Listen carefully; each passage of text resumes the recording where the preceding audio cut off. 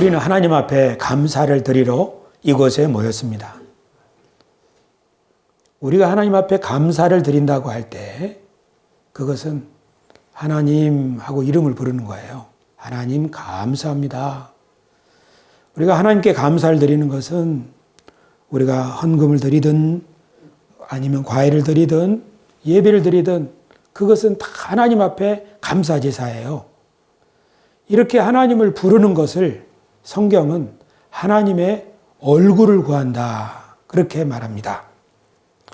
시편의 24편에 이는 여호와를 찾는 족속이요 야곱의 하나님의 얼굴을 구하는 자로다.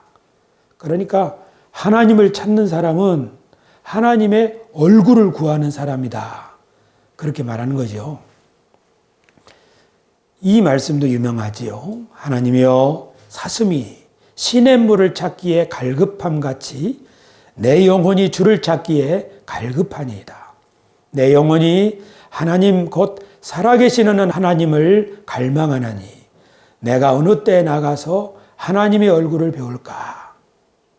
하나님을 찾는 것은 하나님의 얼굴을 찾는 것입니다.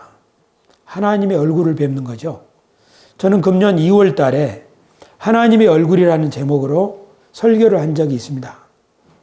하나님의 얼굴을 만난 사람, 세 사람을 예로 들었는데 그 중에 한 사람은 야곱이고 그리고 예수님, 사도 바울 이 세 사람을 예로 들면서 하나님의 얼굴을 만난 사람, 하나님의 얼굴을 본 사람들은 자기 인생에서 아주 절체절명의 위기 가운데 그 길의 인도를 받았다고 제가 설교를 했습니다.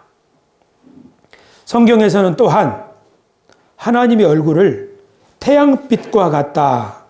그래서 하나님이 너에게 그 얼굴빛을 비추어 주시기를 축복하노라. 그 태양빛을 받으면 얼굴이 환하게 빛나지요.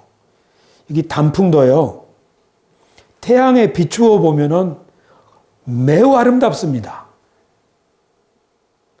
하나님의 은혜의 빛이 우리 얼굴을 비출 때 우리 얼굴은 환하게 빛나지요.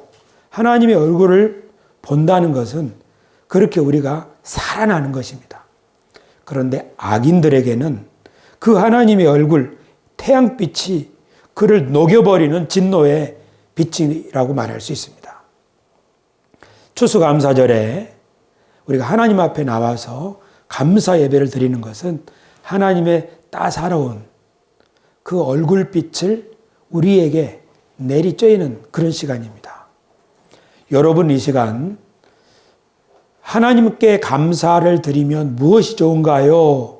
첫 번째는 하나님 앞에 감사하면, 즉 하나님 하고 하나님의 이름을 부르면서 감사하면 하나님의 얼굴을 뵙는, 하나님의 얼굴을 뵈는 그런 유익이 있습니다. 그것이 첫 번째입니다.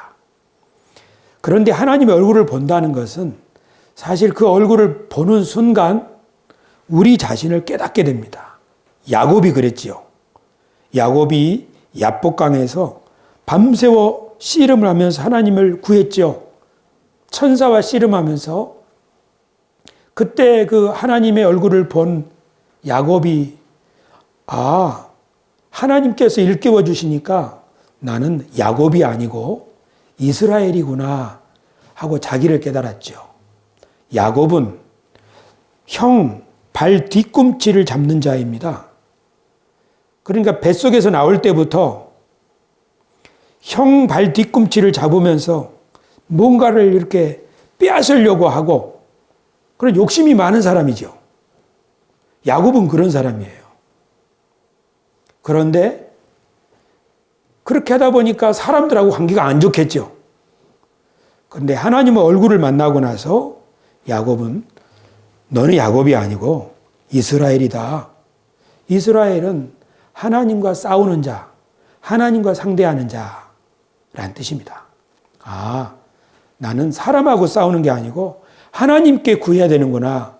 하나님하고 상대하는 사람이구나 하고 이스라엘로 바뀌는 거죠. 그러면서 아마 야곱은 우리 할아버지 아브라함이 만나셨던 그분이 오늘날을 그 꿈을 이어갈 수 있게 하시는구나. 그래서 하나님의 얼굴을 만나는 사람은 자기 자신을 깨닫고 그리고 하나님이 우리에게 주신 꿈을 가지게 되는 거죠. 제가 오늘 이 기도를 소개하고 싶습니다. 하나님 아버지 기도인데요. 여러분 주기도문은 알고 있죠. 하나님 아버지 기도가 있습니다. 이 기도는 어떻게 하냐면요. 하나님 아버지 이렇게 6글자를 계속적으로 스스로 고백하는 기도입니다. 하나님 아버지 기도는요. 기도를 아직 잘 못하는 사람들이 이 기도를 하면 좋습니다. 여러분 혼자 자기 방도 좋고 예배당도 좋고 하나님 아버지 이렇게 기도를 하는 거죠. 다른 말은 할 것 없고 하나님 아버지 계속 그렇게 하다 보면 어느 순간이 되면 마음이 하나님께로 향해서 딱 모아지고 그리고 내 마음과 하나님의 마음이 딱 부딪히는 소리가 나요. 그 순간 하나님이 내 아버지고 내가 그분의 아들이구나 자녀로구나 이거를 경험하게 돼요. 하나님의 얼굴을 보는 것은 그 순간 자기를 깨닫는 거죠. 최근에 저는 풀러 신학교의 한 교수의 강연을 들었습니다. 짤막한 부분인데 발달 심리학 교수인데 파멜라 앱스타인 킨이라고 하는 이 교수가 청소년들이 어떻게 나는 똑바른 인생을 살아야겠어 하고 윤리적으로 도덕적으로 그 마음속에 결단을 하게 되는가? 그것이 바로 초자연적인 경험이 그들에게 그런 마음을 갖게 하더라. 이 초자연적인 경험이 뭐냐면 예배를 드리거나 찬양을 드리거나 할 때 하나님이 그들과 만나주시는 그런 경험이에요. 하나님의 얼굴을 보는 경험이죠. 이것이 한 청소년의 삶을 바꾸는 거예요. 누가 가르쳐 주지 않았는데 그 청소년이 난 이렇게 살아야겠어 하고 그런 결단을 하게 된다는 거예요. 그것이 바로 하나님을 만나는 경험이죠. 제가 이번 설교를 준비하면서 제가 가지고 있는 컴퓨터에 꿈이라고 하는 단어를 쳐서 검색을 해봤더니 지금부터 24년 전 1998년 제가 새소망교회 전도사 했을 때 가평으로 수련회를 갔는데 중고등부 한 30명이 갔어요. 거기서 이런 거를 했더라고요. 10년 후에 나는 어떤 모습일까? 장래 나의 꿈에 대해서 써봅시다. 거기에 갔던 사람 중에 고1부터 고3까지 중3도 있었고요. 그때 이주은 안수 집사님은 24살. 그때 이재원 목사는 대학교 1학년 막 합격했나 봐요. 신입생.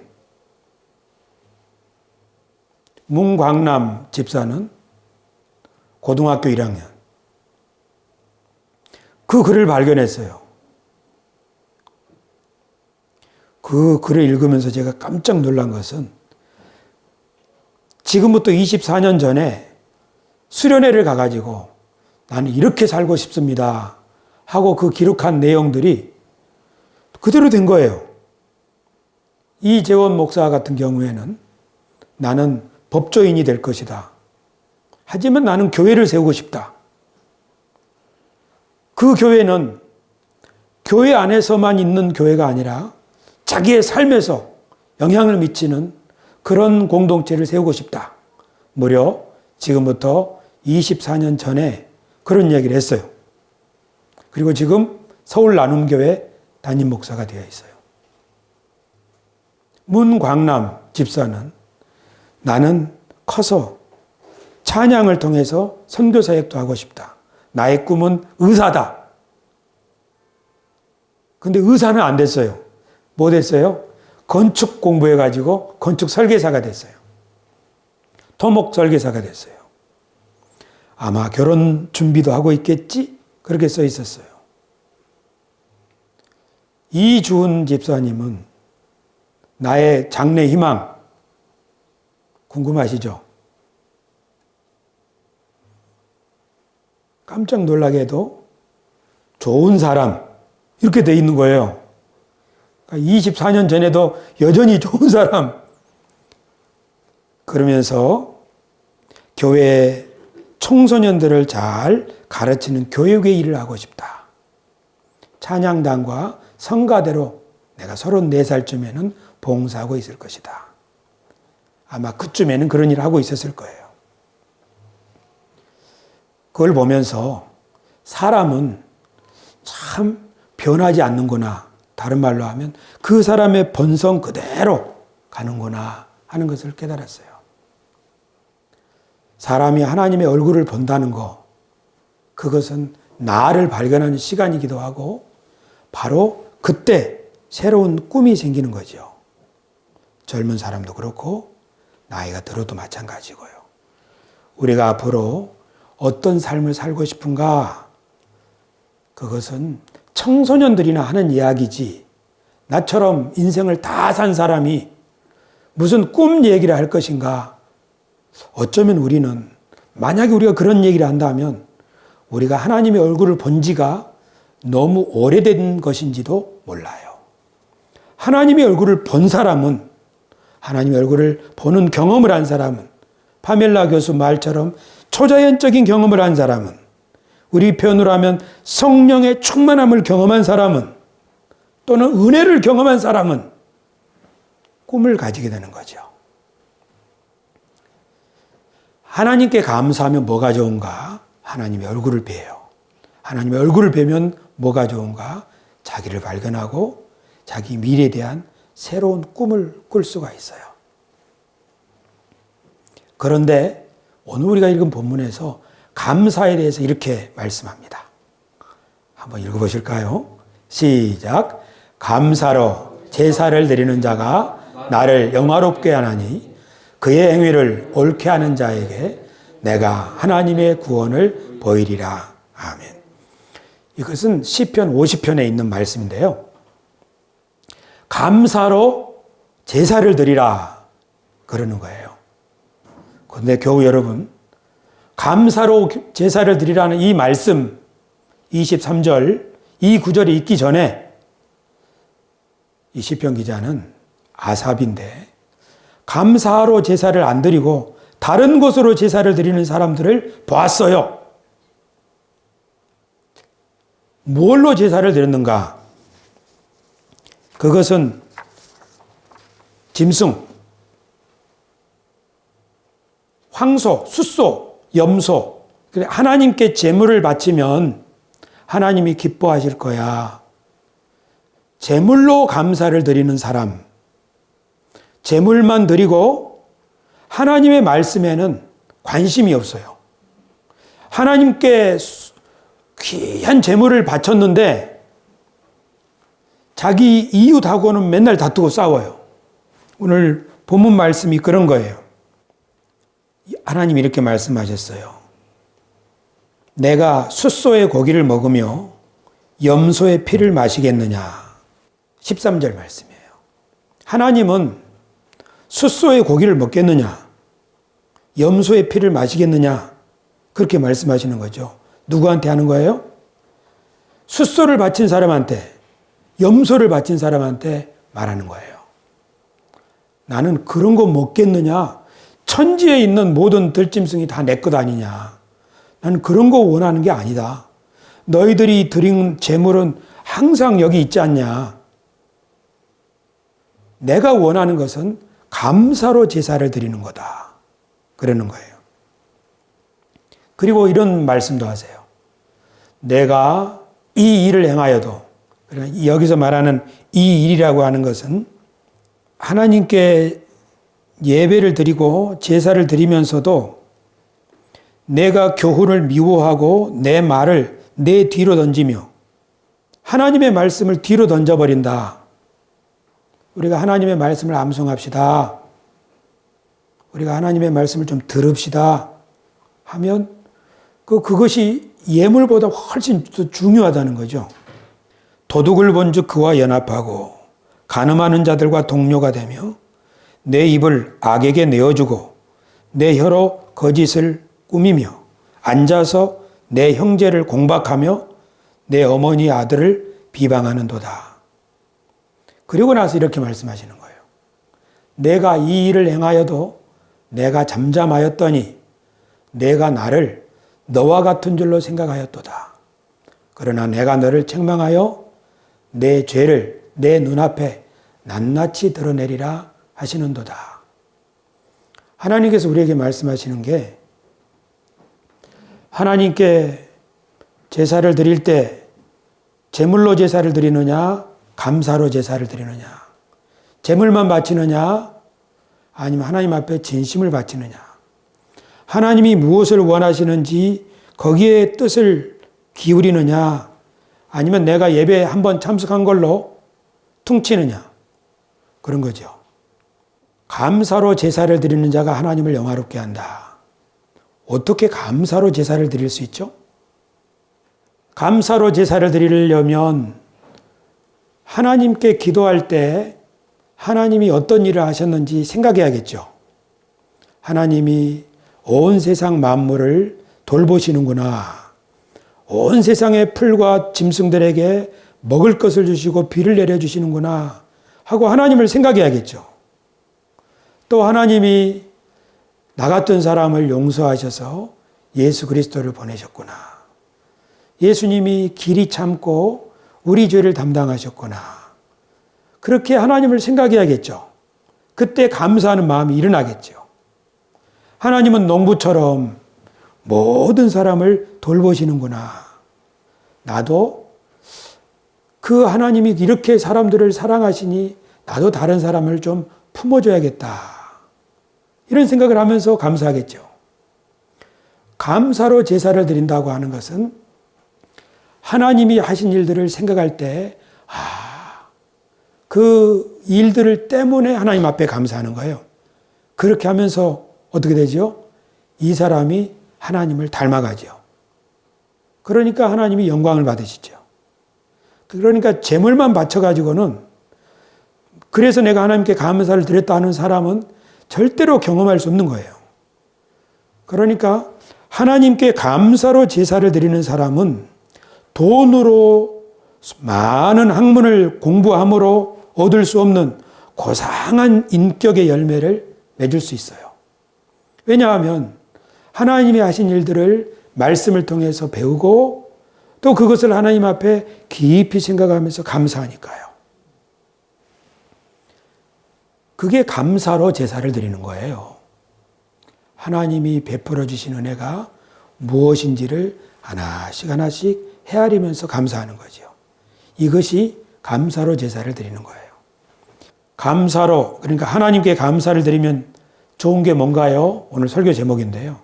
첫 번째는 진심으로 하나님께 감사하면서 하나님, 그렇게 찾는 사람은 하나님의 얼굴을 본다. 하나님의 얼굴을 보는 사람은 그 순간 자기 자신을 깨닫고 하나님이 나에게 주시는 새로운 꿈을 갖게 된다. 그리고 감사로 제사를 드리는 사람은 나도 하나님처럼 돼야 되겠구나. 하나님이 이렇게 은혜를 베푸시니까 나도 이렇게 살아야겠구나. 그렇게 하나님을 닮아가는 효과가 있습니다. 우리가 하나님의 대리인으로 하나님을 닮겠다고 결심하지만 그것이 때로는 쉽지 않습니다. 지금 인도네시아에 있는 박연숙 선교사님이 아프간 난민들을 돕고 있죠. 그러니까 정말 오갈 데 없는 그 아프간 난민들의 그런 빈민촌 같은데 들어가서 그들과 함께 밥 먹고 같이 이야기하고 놀아주고 성경 이야기를 들려주고 하는 거예요. 그러니까 어떤 병원이나 학교를 차려가지고 하는 게 아니라 그들 가운데 들어가 사는 거예요.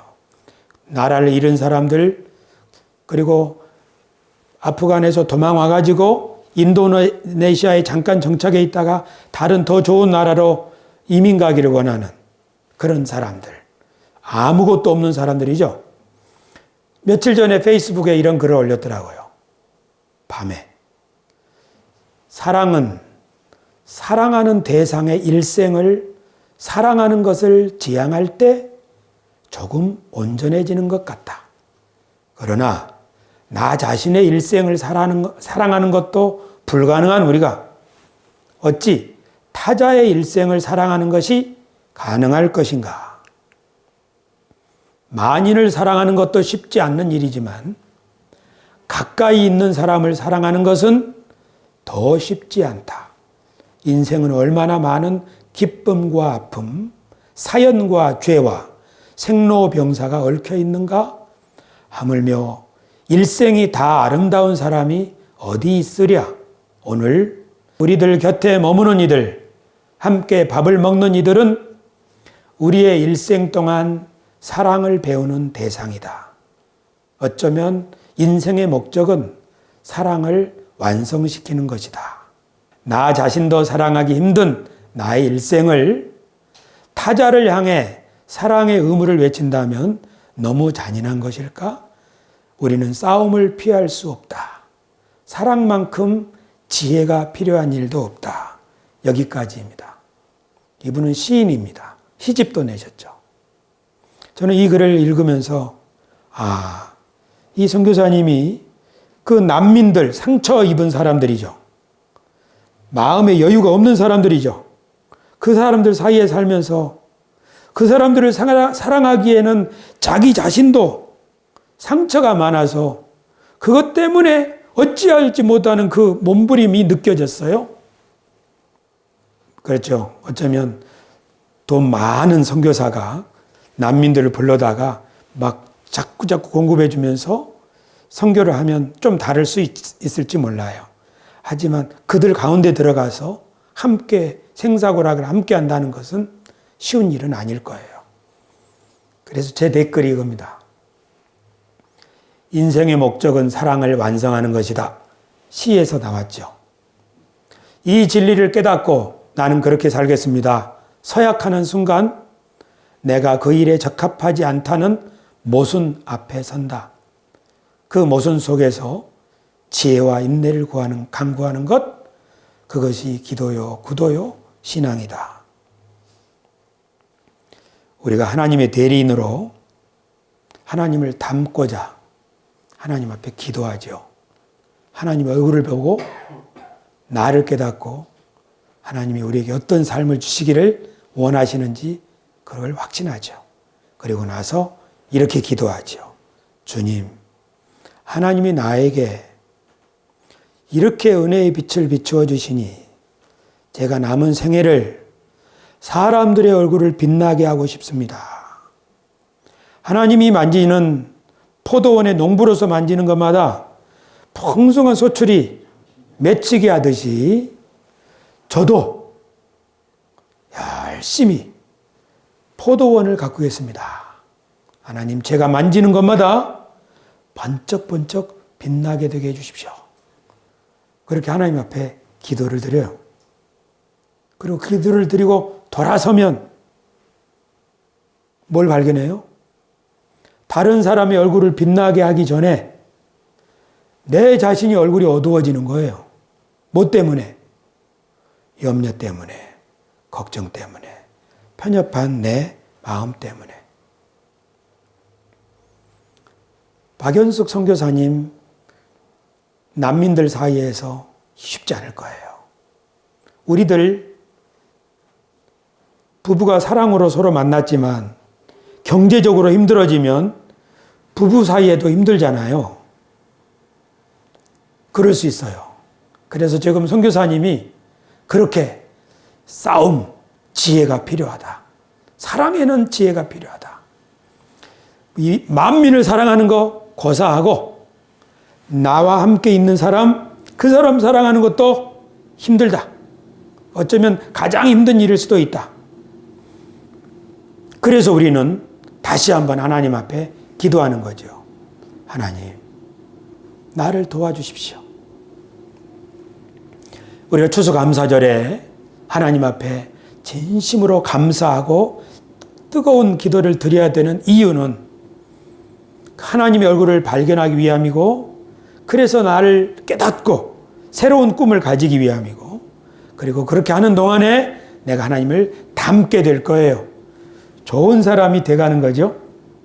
그리고 그렇게 살겠다고 결심을 했지만 그렇게 살아갈 수 있는 힘은 하나님으로부터 오기 때문에 그래서 우리는 진심으로 드리는 감사와 뜨거운 기도가 필요합니다. 오늘 설교를 마치면서 이 말씀을 드리고 싶습니다.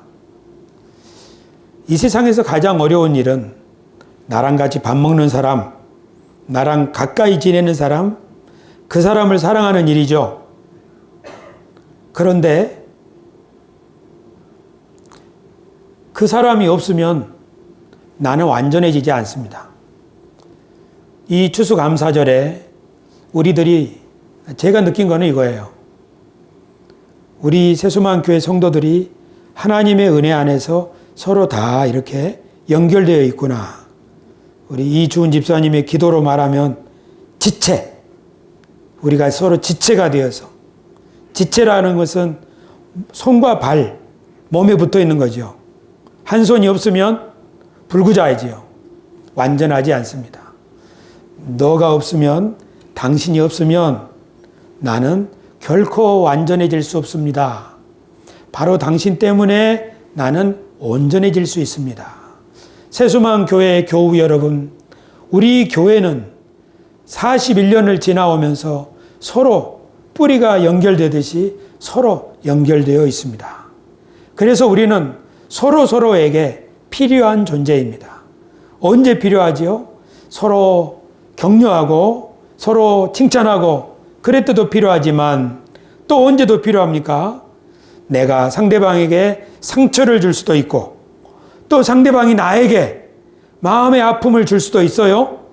하지만 그 과정을 통해서 우리는 비로소 완전해지는 거지요. 하나님의 사랑을 깨닫고 그리고 하나님이 기뻐하시는 대리인의 삶을 살게 되는 거죠. 그래서 우리들이 이 교회의 한 가족이라는 사실을 꼭 기억해 주시기를 바랍니다. 여러분의 사랑이 서로에게 보이지 않지만 연결되어 있다는 사실을 믿으시기를 바랍니다. 저 사람 없으면 나도 없다. 저 사람 때문에 내가 온전해진다. 그것은 우리 가족에서도 해당하는 말이고 우리 직장에서도 해당하는 말이고 특별히 우리 교회 안에서도 해당하는 말입니다. 그러니까 어떻게 되는 거예요? 하나님이 오늘 강단에 서 있는 저에게 깨닫게 해주신 가장 큰 깨우침은 세수만 교회 성도들이 없다면 너는 불구자다. 성도들이 있기 때문에 너의 인격은 예수님처럼 닮아가게 될 것이다. 성도들을 사랑하고 섬기면서 너는 비로소 그리스도의 제자가 될 수 있을 것이다. 이런 것을 깨닫게 해주셨어요. 그러니까 저는 제 남은 인생 어떻게 살아가야 될까?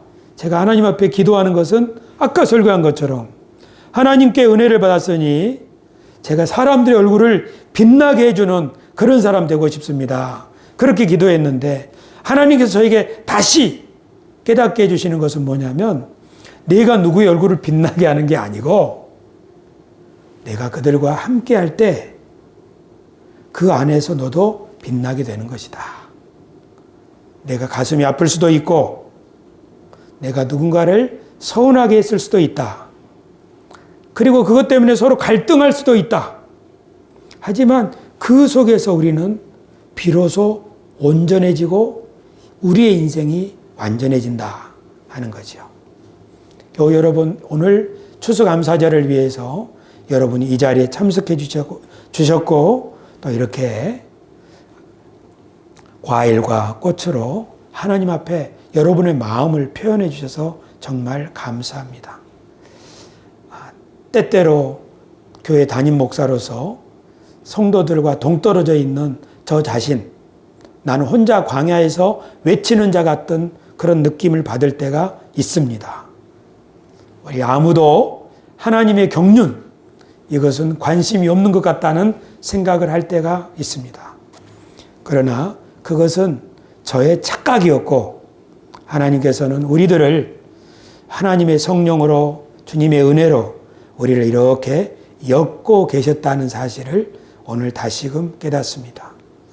그래서 55살이 된 지금 10년 전에 가졌던 세계를 향한 꿈을 가지는 그런 꿈이었다면 이제 55세 가지는 이 새로운 꿈은 하나님 남은 생애 동안에 우리 새소망교회 교우들과 서로 사랑을 나누며 어떨 때는 함께 울고 어떨 때는 함께 가슴 아파하고 그러면서 예수님처럼 우리들이 빛나게 되게 해주십시오. 그것이 저의 기도 제목입니다. 할렐루야. 하나님이 여러분과 함께 하십니다. 하나님이 지금도 일하고 계십니다. 우리 옆 사람 바라보며 당신 때문에 내가 있습니다. 이렇게 한번 말해 볼까요? 우리 모두 서로에게 연결되어 있다는 거, 이 사랑의 줄이 우리를 묶고 있다는 사실을 잊지 맙시다. 한 번만 더 말합시다. 당신을 위해 제가 있습니다. 옆 사람에게 한번 이렇게 말해 봅시다. 당신을 위해 제가 있습니다. 당신을 위해 제가 있습니다. 교우 여러분, 우리 모두 사랑의 줄로 연결되어 있습니다. 이 안에서 우리는 온전해질 수 있습니다. 이걸 항상 기억해 주시기를 바랍니다. 기도하겠습니다.